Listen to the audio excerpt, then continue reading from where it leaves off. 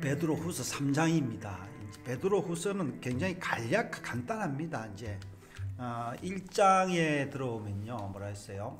애언을 함부로 풀지 마라. 이제 이게 이제 1장 이야기고, 2장에는 그 애언을 이제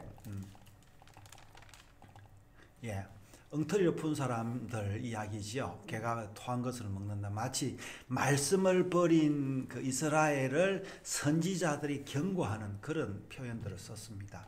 그리고 다시 이제 3장에 와서는 애언을 바로 믿어라. 이제 결국에 이제 1장은 함부로 풀지 마. 3장은 애언을 바로 믿어라 했는데, 자, 오늘 이제 우리말 번역을 보내면 더 쉬워요. 사랑하는 사람들이여, 이것은 이제 내가 여러분에게 두 번째 쓰는 편지입니다.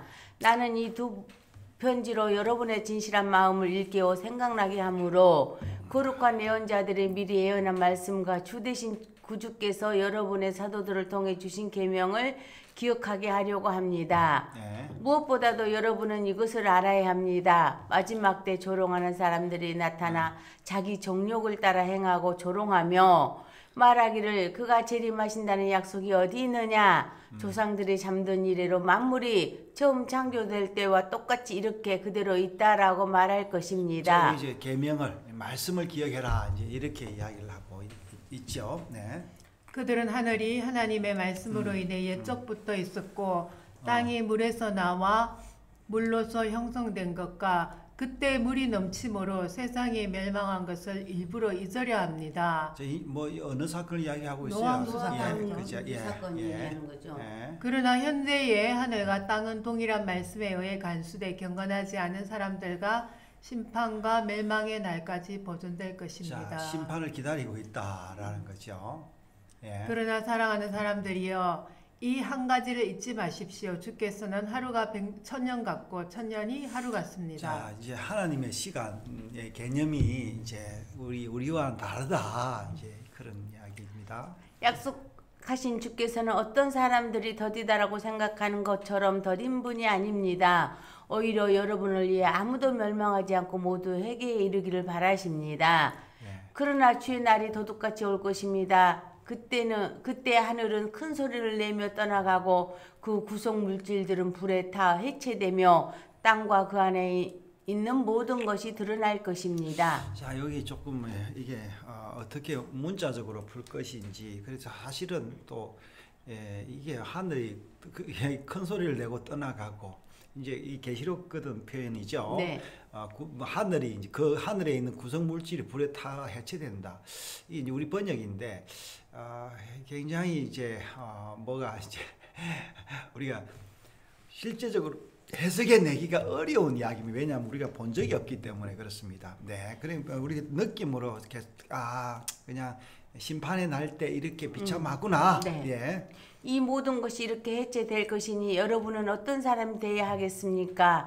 여러분은 거룩한 행실과 경건함으로 하나님의 날이 임하기를 바라며 간절히 사모하십시오. 이제 요 이야기입니다. 그날에 하늘이 불에 다 해체되고 그 구성 물질들이 불에 녹아버릴 것입니다. 이제 똑같은 이야기를 또 다시 이야기를 하고 있습니다. 그러나 우리는 그의 약속대로 의가 지배하는 새하늘과 새 땅을 바라봅니다.